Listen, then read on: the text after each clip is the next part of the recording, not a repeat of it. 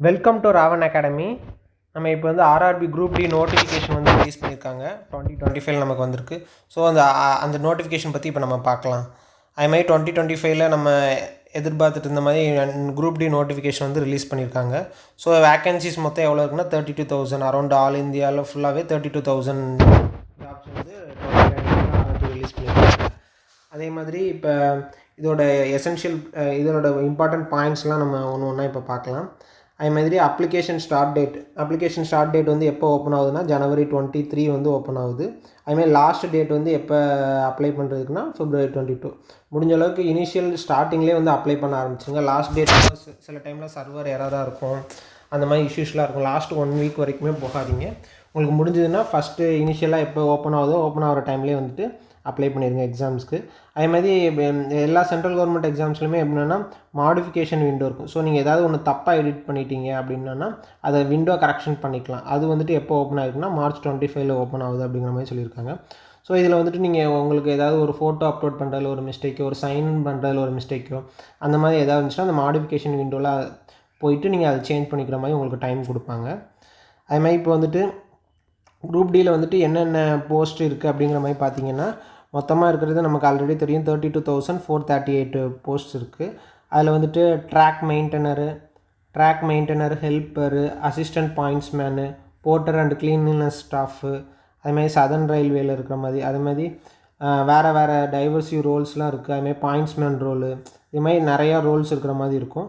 So ஒவ்வொரு இதுக்குமே ஒரு ரோல், அவங்களோட ஜாப் ரோல் அது ஸ்பெசிஃபை ஆகும். ஸோ அதெல்லாம் வந்துட்டு நம்ம பின்னாடி 1 by 1 என்னென்னு பார்த்துக்கலாம். இப்போ குரூப் டியில் என்னென்ன போஸ்ட் இருக்குன்னா அந்த மாதிரி போஸ்ட் எல்லாமே இருக்குது, அதை வந்து பார்த்துக்கோங்க. அதுமாதிரி இப்போ நம்ம அடுத்து வந்துட்டு நம்ம சதர்ன் ரயில்வேயில் மொத்தம் எவ்வளோ வேக்கன்சிஸ் இருக்குதுன்னு பார்த்துக்கலாம். சதர்ன் ரயில்வேயில் மட்டும் மொத்தம் எவ்வளோ வேக்கன்சிஸ் இருக்குன்னா நியர்லி 2,694 வேக்கன்சிஸ் இருக்குது டோட்டலாக. அதில் வந்துட்டு ஒவ்வொரு ஜாப் ரோலுக்கு ஏற்ற மாதிரி எஸ்என்டினா signal telecommunication, mechanical department, electrical department, engineering department, அதுமாதிரி ஒவ்வொரு டிபார்ட்மெண்ட்லேயும் எவ்வளோ வேக்கன்ட் இருக்குது அப்படிங்கிற மாதிரி மொத்தமாக வந்து சொல்லியிருக்காங்க. ஸோ அடுத்து வந்துட்டு ஏஜ் கிரிட்டேரியாவை பற்றி பார்க்கலாம். அதுமாதிரி இப்போ ஏஜ் வந்துட்டு நார்மலாக வந்துட்டு எப்போவுமே எவ்வளோ ஏஜ் கொடுப்பாங்கன்னா 18 to 33 தான் கொடுப்பாங்க. இப்போ வந்துட்டு என்ன பண்ணியிருக்காங்கன்னா 18 to 36 இயர்ஸ் ஆகியிருக்காங்க. இது எதுக்காண்டினா மெயினாக வந்துட்டு 3 இயர்ஸ் வந்து கோவிடுக்காண்டி ஏஜ் ரிலாக்ஸேஷன் கொடுத்துருக்காங்க. என்டிபிசிக்கும் இது கொடுத்துருந்தாங்க, அதுமாதிரி குரூப் டிக்கும் கொடுத்துருக்காங்க. ஸோ ஏஜ் வந்துட்டு நிறைய பேருக்கு பார் ஆகிற மாதிரி இருக்கும். 35 வரைக்கும் ப்ரிப்ரேஷனில் இருந்திருப்பாங்க. அவங்களுக்குலாம் இது ஒரு நல்ல ஆப்பர்ச்சுனிட்டி, கண்டிப்பாக இதை யூஸ் பண்ணுங்கள். அதுமாதிரி ஏஜ் ரிலாக்ஸேஷனும் இந்த 5 இயர்ஸு, 3 இயர்ஸு, ஓபிசியாக இருந்தால் 3 இயர்ஸு, எஸ்சி/எஸ்டிக்கு வந்து 5 இயர்ஸு. அதுமாதிரி எஜுகேஷனல் குவாலிஃபிகேஷன் நமக்கு எல்லாமே தெரிஞ்ச மாதிரி தான். குரூப் டிக்கு 10th லெவல் இருந்தாலே போதும். அதுமாதிரி கேண்டிடேட்ஸ் அதுமாதிரி மெடிக்கல் ஸ்டாண்டர்டு, ஃபிசிக்கல் டெஸ்ட்டு இதில் கிளியர் பண்ணோம், அதுவுமே உண்டு, கண்டிப்பாக உண்டு. ஸோ உங்களுக்கு ஒரு ரன்னிங் ஓடுற மாதிரி இருக்கும். அதுமாதிரி ஒரு 100 kg ஒரு வெயிட்டை தூக்கிட்டு ஓடுறாப்புல இனிமே இருக்கும். ஸோ அந்த மாதிரி 2 ஃபிசிக்கல் ஃபிட்னஸ் டெஸ்ட்டுமே வச்சுருப்பாங்க. அது 2மே நீங்கள் கண்டிப்பாக கிளியர் பண்ணணும். அடுத்து வந்துட்டு செலெக்ஷன் ப்ராசஸ் வந்து பார்த்திங்கன்னா ஒரே ஒரு எக்ஸாம் தான், கரெக்டாக ஒரே ஒரு சிபிடி மட்டும்தான் உங்களுக்கு கண்டக்ட் பண்ணுவாங்க 90 மினிட்ஸில். அதில் என்னென்னா மேத்தமெட்டிக்ஸ், ரீசனிங்கு, அதுக்கப்புறம் ஜென்ரல் சயின்ஸ், கரண்ட் அஃபேர்ஸ் எல்லாமே வரும். டோட்டலாக பார்த்தீங்கன்னா 100 கொஸ்டின்ஸ் இருக்கிற மாதிரி இருக்கும். ஸோ இந்த 100 கொஸ்டின்ஸ் வந்து நீங்கள் 90 மினிட்ஸில் அட்டன் பண்ணுற மாதிரி இருக்கும். ஒரே ஒரு சிங்கிள் எக்ஸாம்ஸ் தான். இது வந்து கிளியர் பண்ணி ஜாயின் பண்ணுறது வந்துட்டு நீங்கள் சென்ட்ரல் கவர்மெண்ட் ஜாயின் பண்ணணும்னு நினச்சிங்கன்னா இந்த எக்ஸாம்ஸ் வந்து ஈஸியாக கிளியர் பண்ணலாம். வித்தின் இப்போ கூட ப்ரிப்ரேஷன் ஸ்டார்ட் பண்ணிங்கன்னா நீங்கள் கண்டிப்பாக கிளியர் பண்ணலாம். கண்டிப்பாக இதை அப்ளை பண்ணுங்கள்.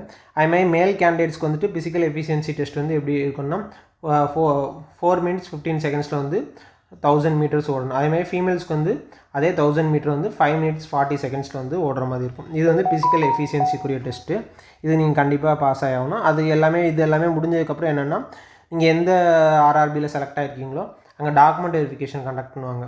ஸோ நீங்கள் இது வரைக்கும் என்ன அப்ளை பண்ணியிருந்த எல்லா டாக்குமெண்ட்ஸுமே எடுத்துகிட்டு எஜுகேஷன் குவாலிஃபிகேஷன், கேஸ்ட் லெட்டர், அந்த டாக்குமெண்ட்ஸ் இருந்துச்சுன்னா எல்லாத்தையுமே நீங்கள் அப்லோட் பண்ணது எல்லாத்தையுமே வந்துட்டு ஒரிஜினலாக போய் ப்ரொடியூஸ் பண்ணுற மாதிரி அவங்கள்ட்ட காட்டுற மாதிரி இருக்கும்.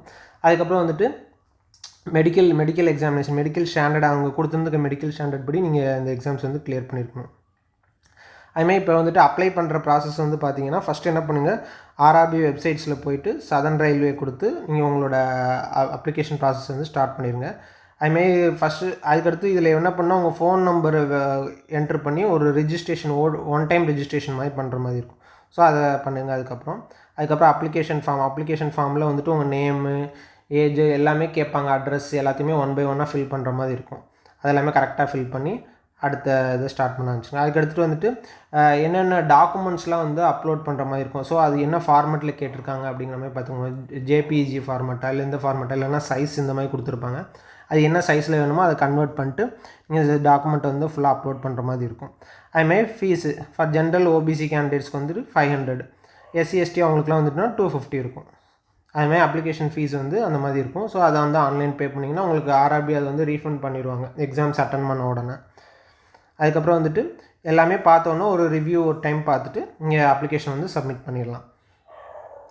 அதுமாதிரி எக்ஸாமினேஷன் ப்ரிப்பேர் பண்ணுறப்ப நமக்கு என்னென்னா மேக்ஸ் அண்ட் ரீசனிங் வந்து ப்ராக்டிஸ் பண்ணணும். எல்லாமே 10th லெவலில். அதுமாதிரி ஜென்ரல் சயின்ஸுமே வந்து என்சிஆர்டி சிலபஸில் ஃபிசிக்ஸ், கெமிஸ்ட்ரி, பயாலஜி எல்லாமே ப்ரிப்பேர் பண்ணணும்.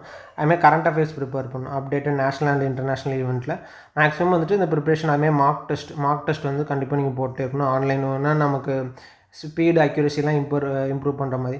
அதேமாதிரி பேரலாக என்ன பண்ணணும்னா நீங்கள் ஃபிசிக்கல் எக்ஸாமினேஷனுக்குமே வந்துட்டு ட்ரைனிங் ஸ்டார்ட் பண்ண ஆரம்பிச்சிடணும். காலையில் எழுந்திரிச்சு கொஞ்சம் இந்த குரூப் டி கிளியர் பண்ணணும்னு நினச்சிங்கன்னா மார்னிங் எழுந்திரிச்சு ஒரு ரன்னிங் ஓடுறது ஸ்டார்ட் பண்ணிங்க. எக்ஸாம் பாஸ் பண்ணிட்டு அந்த டைமில் வந்துட்டு நம்மளால் ஒன்றும் பண்ண முடியாது. இப்போ இருந்தே ஸ்டார்ட் பண்ணால் இப்போயே ஸ்டார்ட் பண்ண ஆரம்பிச்சிருங்க.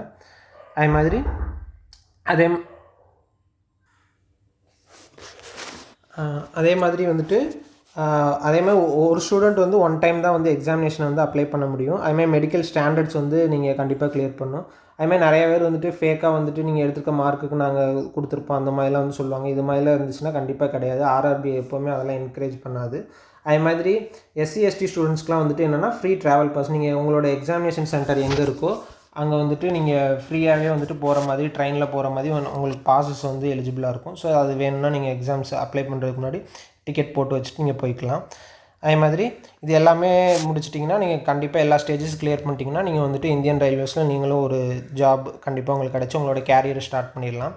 அதே மாதிரி ஆர்ஆர்பி குரூப் டிக்கு வந்து ப்ராக்டிஸ் பேட்ச் வந்து நம்ம ராவன் அகாடமியில் கண்டிப்பாக கண்டக்ட் பண்ணுவோம். அதை பற்றின வீடியோஸ்லாம் அப்கமிங்கில் வரும். அதே மாதிரி நம்ம சேனலை யாரும் சப்ஸ்கிரைப் பண்ணாமல் இருந்தீங்கன்னா சப்ஸ்கிரைப் பண்ணி வச்சுக்கோங்க. யூஸ்ஃபுல்லான இன்ஃபர்மேஷன்ஸ் எல்லாமே வந்து சென்ட்ரல் கவர்மெண்ட் எக்ஸாம்ஸ் ரிலேட்டடான எல்லா இன்ஃபர்மேஷனுமே வந்துட்டு நம்ம சேனலில் அப்லோட் ஆகிட்டே இருக்கும்.